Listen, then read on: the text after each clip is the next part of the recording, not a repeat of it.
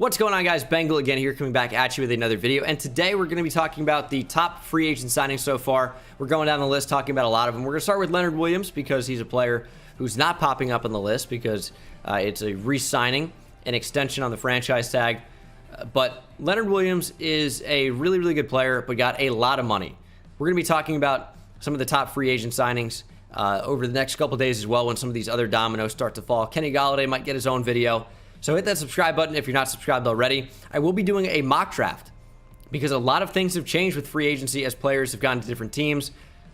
Some teams have new holes that opened up. Other teams have filled their holes. So they don't need to draft certain positions now. And some teams, even if they signed a certain player at a position, still could look that way in the draft. So we're going to be talking about some of the free agent moves today. Hit that subscribe button if you're new. We're going to start with Leonard Williams. He got a lot of money. 3 years, 63 mil, 21 average salary. It is a ton of money. Ton of money. We also don't know how it's structured, so there could be an opt-out after 2022 maybe. They get him for the rest of his 20s. He's a player that's continued to get better as he's gotten older, so the Giants are clearly betting on his potential to continue to get better. So I really don't hate it. It's just a lot of money. He would have gotten it elsewhere, so might as well keep one of your best defensive players. I'm fine with it. I really am. It's just a ton of money. But based on the way the Giants have cap space in the next coming years, it really shouldn't weigh on their overall salary cap too much. And based on what we've seen these past couple of days, the salary cap isn't real. It's fake, made up, fugazi, doesn't matter. Don't worry about it. Teams will work around it. Who cares? They can just structure the contract so that the salary all goes into the bonus. So anyone can go to any team for anything. It doesn't matter. That's clearly what we've learned. But Leonard Williams, I don't hate it for the Giants, but we're going to be talking about a lot more than just the Giants here. All right, so the Patriots pretty much just signed everybody. And I think that a lot of guys were freaking out about it, and they should. If you're a fan of an AFC East team, you think the Bills were going to easily win the division in 2021, you have the Dolphins maybe would finish in second place or compete for winning the division. I don't think it's going to be that easy, because the Patriots just went after a lot of their holes and filled them. We'll talk about them first. They brought in Matt Judon. It's a big contract, 4 years, 56, but based on him being a versatile edge rusher, this really isn't a ton of money, especially going into the New England system where he's probably going to be even better than before. He's going into his age 29 season. That's what his age is, not how old they currently are, but how old they will be for the 2021 season. Matt Judon got 14 mil per year, 32 total guaranteed. So this is one of the bigger contracts they handed out, but it's well worth it in my opinion because Judon is a solid player, even if he's nothing special. He's been quite good in the past, even if he wasn't amazing last year. I think he's going to be untapped potential in New England. Should be a really, really good fit for that defense. They also brought in Jonnu Smith, 4 years, 50 mil. Jonnu Smith is going to be your H-back, which is basically a tight end fullback hybrid. He can move around in the backfield, also play in line. Basically, think about what he was doing last year in Tennessee, moving all around in different packages and formations. Jonnu Smith is a great pickup. Was one of the best tight ends on the free agent market. And they're really not paying him all that much. 4 years, 50 mil, 12.5 per year. He's only 25 right now, going into his age 26 season. They get him till he's 30. And it seems like they have a system for signing free agents because Hunter Henry got the same contract, but one fewer year, and guess what? He's going to be 1 year older. So 3 years, 37.5, 12.5 per year. A little less total guaranteed at signing for Hunter Henry. And guys were freaking out. They're like, why would the Patriots go out and sign 2 tight ends? They already have one. This is a complete waste. What about when the Patriots, with the same offensive coordinator, by the way, and Josh McDaniels, had the best offense in the NFL with, what, 12 personnel? If you don't know what 12 personnel is, it means 1 running back, 2 tight ends, 12. You also can have 13 personnel, as the Patriots have done before, 1 running back, 3 tight ends. And they've been very, very good at using offenses revolving around tight ends. So you don't need a classic offense when you can get creative and use the players you do have to your advantage. Guess what? Tight ends, a lot of the time, create mismatches. And the Patriots, with their best outside receiver as Brandon Lloyd, had the best offense in the NFL with Rob Gronkowski and Aaron Hernandez. Yeah, Aaron Hernandez, not really a cool guy, He's kind of a jerk, I'll admit, but was really, really good with Gronk on the other side. When they had two great tight ends, the Patriots were cooking. They're trying to recreate some of that magic. Hopefully not recreate all aspects of that team, but recreate what they did on the field, at least. And Jonnu Smith and Hunter Henry should be a really good pairing. Hunter Henry is more of your classic tight end, plays in line, has the size, and then Jonnu Smith is the tank. 6'3", 250, built like a freight train, and can do a bunch of different things for you. A classic Patriots player, in my opinion. Just a guy that can really do it all. They also went out, brought in Jalen Mills. It's basically a 1 or 2 year contract based on the way it's structured. It's really not a ton of money. Jalen Mills is bad, don't get me wrong, but it's not really that big of a contract for the Patriots, and they can use him at a bunch of different positions. I'm sure they value the versatility. Also brought in Nelson Aguilar. I think this is a great contract. He's a guy that's competitive, wants to win really, really badly, and wasn't doing it with the Raiders. Signed a 2-year, $22 million contract to go to the Patriots, and I'm sure compete for a Super Bowl. He's been really good. He's always created separation, but now that he's actually catching the football, now that he's actually a good receiver, this is a great pickup for the Patriots, who also got another receiver in Kendrick Bourne, who's more of a chain mover, possession-style receiver, even though his hands aren't anything special. Will drop the ball on occasion. But it's also a low-risk contract, 3 years, worth $5 million per year, but there's an opt-out after the first year. So this is basically a nothing contract. It looks like more than it is. Devon Godshaw was also picked up, 2 years, $16 million, worth $8 per year. It's really good money for a nose tackle, and the nose tackle is super important in their defensive scheme up in New England. Godshaw is not going to be the next Vince Wilfork probably, but he's been a solid player in Miami. He was good at LSU. I think he's going to be really, really good in New England. I like that signing a lot. It's low risk as well. Also brought in Henry Anderson, another guy who's a really, really good player for the Jets.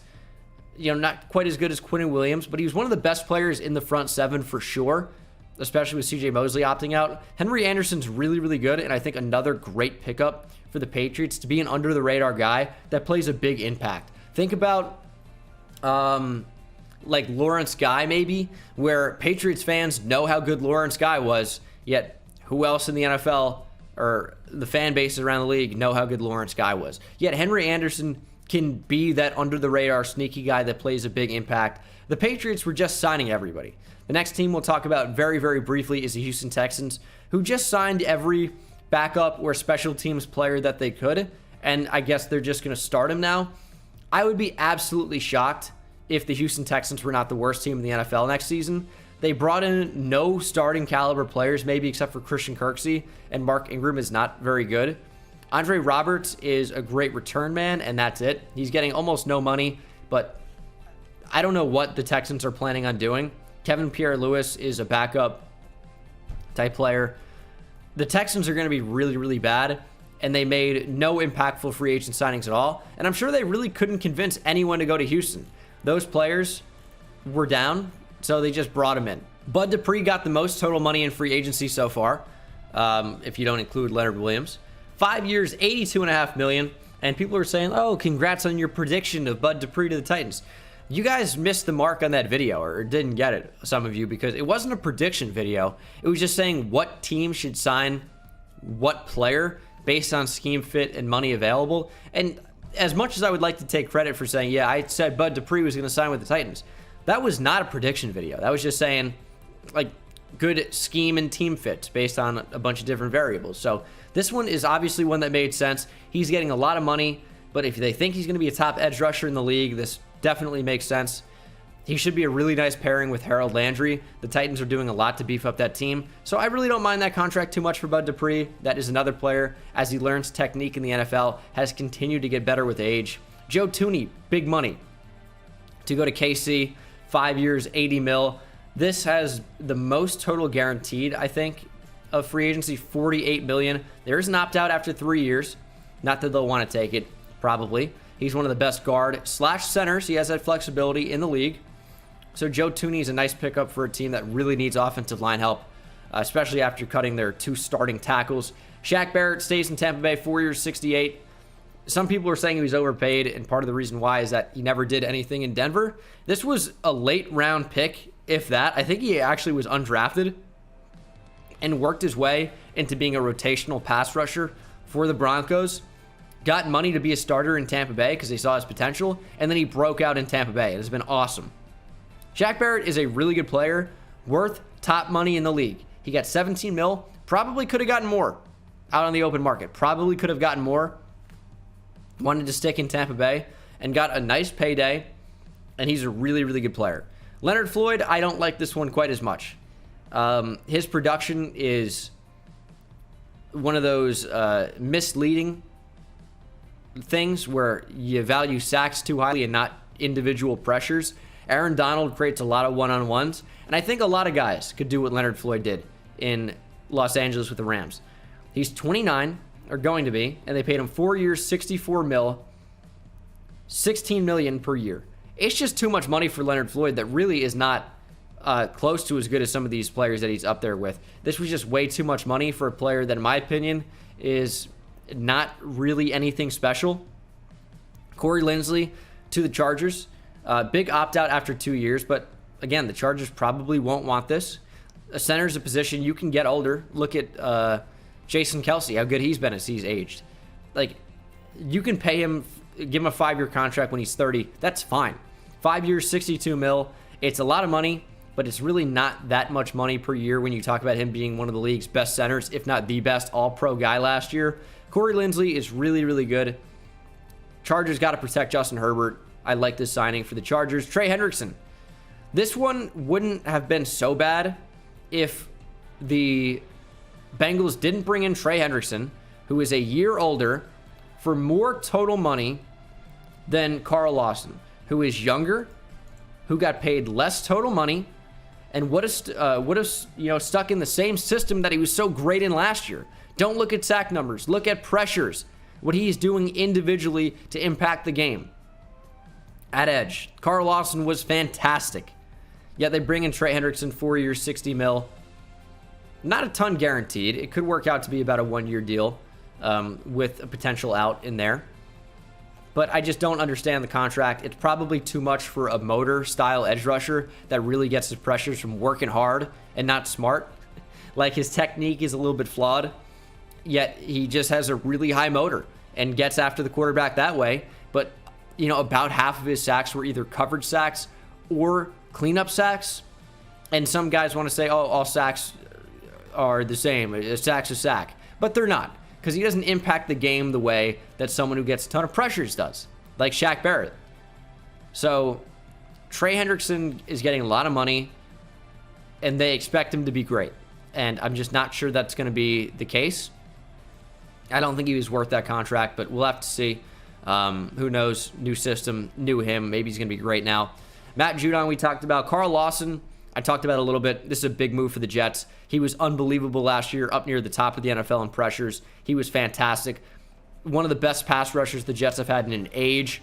And Quinnen Williams actually gets some help on that D-line. Carl Lawson is an amazing pickup. Shaq Griffin is headed down to Jacksonville now, sticking about local to where he was for school. Went to school in UCF, going up more north to Jacksonville now. But Shaquille Griffin was so good in the cover 3 zone scheme in Seattle and is now going to Jacksonville where things are a little bit different. CJ Henderson's more of a man-style corner. Sidney Jones, more of a man-style corner, even if they don't manage to retain him. Shaquille Griffin's really good. I don't think it's the best scheme fit on the planet, but he's just a really good cornerback. So this is a solid acquisition. The Jacksonville Jaguars just kind of went wild, just signing anyone because they could. Like Rayshon Jenkins got 4 years, 35 mil, and he's just not even as close to as good as John Johnson, and he's older than John Johnson III. Of course, John Johnson III, son of John Johnson Jr., son of John Johnson, and then John's son, John Johnson Jr., is the father of John Johnson III, who's also John's son, who's John's son. Keep up with that.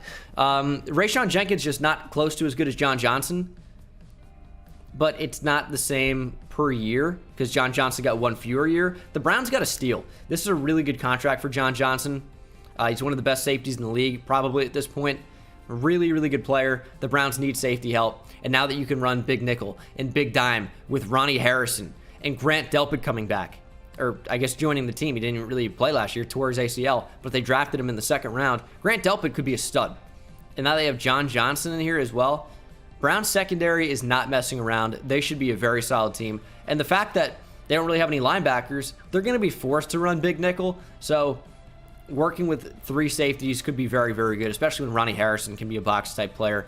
So I like that move for the Browns quite a bit, but the Jags just really went out and paid anyone and everybody. Rayshon Jenkins probably got a little bit too much, but he was a solid player, and it's an upgrade at the position, right? Their best safety was Andrew Winger before that. Rayshon Jenkins is at least better than he is. They also signed Roy Robertson Harris, but I like this one, man. It's $8 million per year over 3. 24 mil total. He was a really good rotational pass rusher for the Bears, and this is a big pickup by the Jaguars, who really don't have any interior pressure whatsoever. So I like this one for the Jags quite a lot. He's continued to get better with age, and as he might be a full-time starter in Jacksonville now, I love his potential. They went out and also signed Jamal Agnew. 3 years, 14 mil is kind of crazy for a return man, but I like Jamal Agnew. It's not worth a ton per year, but he's also just a return man.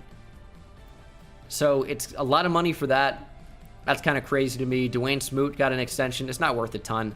He's like whatever.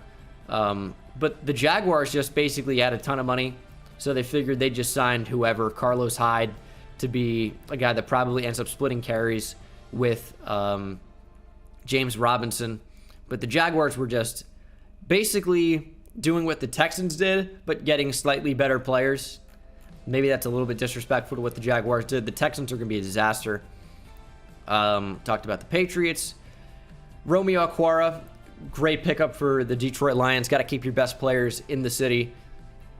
So Detroit getting Romeo Okwara back for 3 years, 39 is fine. He's been a really underrated player. 13 mil per year, I think, is super fair. Corey Davis got wide receiver 1 money, and he's another guy who has crazy potential, was a top 5 pick in the draft. Maybe he's a late bloomer, finally unlocked his potential in a contract year, got paid by the Jets. He's a wide receiver 1 type player. He could be a really, really good move and pickup for the Jets. I like it. And now that you have Denzel Mims, who doesn't really have a ton of pressure on him, you have Jamison Crowder, who's a really good slot option. Jets could be looking pretty dangerous. Ronald Darby fits the Denver scheme really well. It's a lot of money for Ronald Darby, in my opinion, 3 years, 30 mil. But he fits the press man system in Denver, so I don't hate it. We talked about J.J. Watt. I did an entire video on that.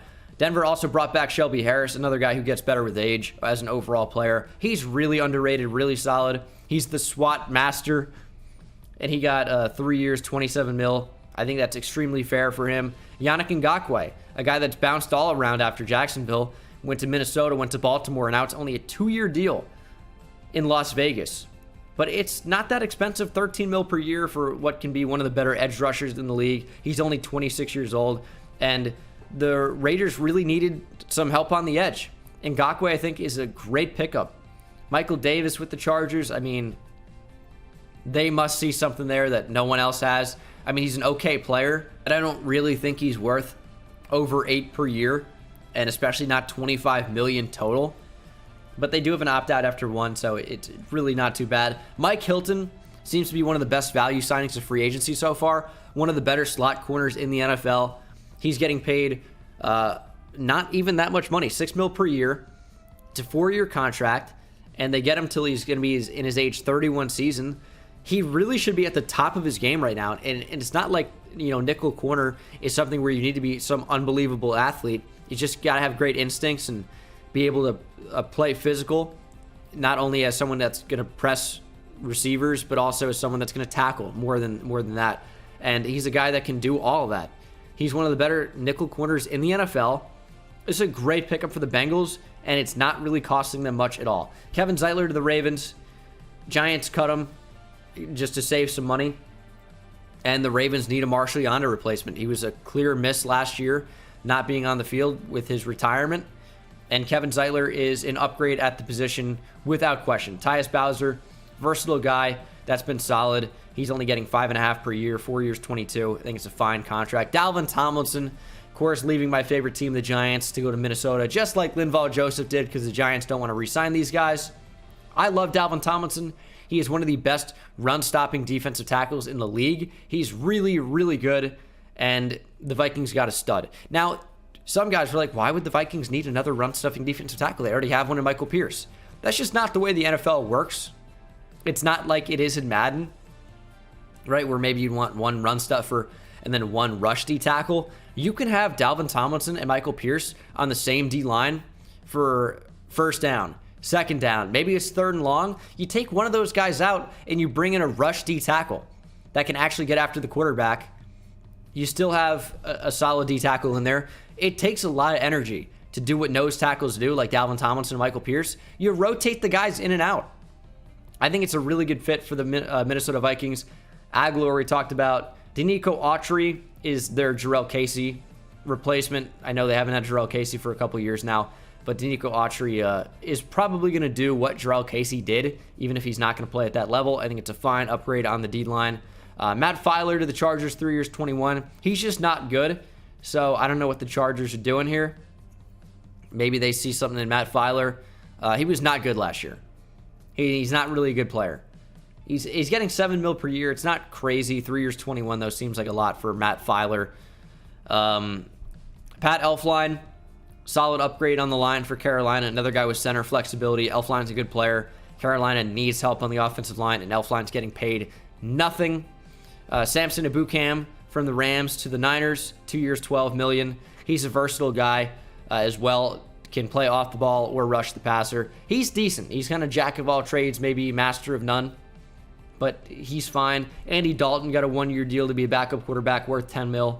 Maybe could be the starter at some point. Chicago's kind of a mess right now. Cam Irving also to Carolina, upgrade that offensive line. He's another guy who's played center before, so they can just probably move him all over. Not sure if he's going to be forced to start. We'll have to see what they do in the draft. Ryan Fitzmagic to Washington football team, 1 year, $10 million. It's a bridge quarterback.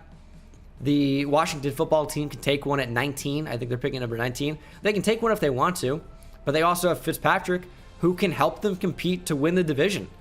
Washington football team is about the best team in that weak division. With Fitzpatrick at QB, he could be basically exactly what he was in Miami and help them go to the playoffs with a solid defense and just get the offense to be as good as they need to be. Cameron Sutton's probably one of the last ones we'll talk about. He had a great contract, 2 years, $9 million, only worth $4.5 per year. Really, really good player. He's only 26 years old, underrated. I like this pickup for the Steelers, way to keep him around. Gronk was never really going anywhere else. 1 year, $8 million to stick around in Tampa Bay. Henry Anderson, I think we talked about him already. We talked about some of what Houston did. Jason Verrett got a prove-it deal, 1 year, $5.5 million. He was really, really good last year, but he just can't stay on the field, but he did last year. So if he can do that again, the 49ers, who might be able to compete for a championship, hold on to a really, really solid player. Jared Davis, people want me to talk about. Jared Davis is bad. He can't cover. Yeah, he was a first-round pick, but he wasn't a good one. He can blitz, and he can tackle near the line of scrimmage, so there's going to be a spot for him on first and second downs. So it's not an awful pickup, but he's not going to be this great game-changing linebacker because he can't cover, and that's a big problem. Devontae Booker, I made a joke tweet about. If you want to follow me on Twitter for some of those, I'm like, oh man, like, sucks to be Saquon right now. Like, Devontae Booker's anything good. He's a third running back on that team. Jameis Winston sticks around in New Orleans. He'll be the starting quarterback next year and is getting backup money. Maybe the Saints make a move and draft a quarterback, but Jameis Winston gets nothing. Tack McKinley, really, really low risk, high reward play for Cleveland, who needs help on the edge on the other side of Myles Garrett. Former first-round pick. This is a really easy contract to give. Tyrell Williams got money because Detroit needs to have somebody playing receiver. He got 1 year, $4 million, probably what he should have gotten after leaving the Chargers, but he got big money to go to the Raiders and just wasn't very good. And that's probably about going to do it. A bunch of like whatever signings down the board. Like some of these could end up being something. The Giants gave John Ross $1 million guaranteed over 1 year. I think it's a high upside signing. So you guys got to follow me on Twitter to see some of these as well. Chidobe Awuzie to the Bengals, 3 years. Don't know the money on that just yet. but I like that. Oh, the Jags did keep Sidney Jones. That is a big, big keep. Jacksonville's made some really, really good moves. But Awuzie, I love to the Bengals for 3 years. They keep signing cornerbacks, but I think they finally got the right amount. Like, this is your William Jackson replacement. Mackenzie Alexander isn't going to be forced to do anything crazy. Trey Wayne, same deal. Those guys probably won't stick along too much. Robert Alford, who didn't really play last year, I think because of injury, sticking around in Arizona. And then basically no other big signings. A Kyle Fuller, who's not Kyle Fuller, 6th round in Seattle. So we'll have to see where some of these other guys end up going. But that's going to do it for me, guys. Hit that subscribe button if you're new. More free agency videos to come. Hopefully they're not as long as this, but I just had to talk about a lot of these different moves. Hit that subscribe button if you're not subscribed already, and I'll see you in the next one. Take it easy. I hit it at the park, Ben Bones. See me high step to the end zone. My life like a game, Nintendo. Playing with the best, let them know. Get off the track, the train's coming through. Yeah, promise you get in my way, then you best believe I'ma just run over you. Yeah, yeah. Papa turn taking it back to the house. Defensive joke, I'm laughing so loud. Speed burst good.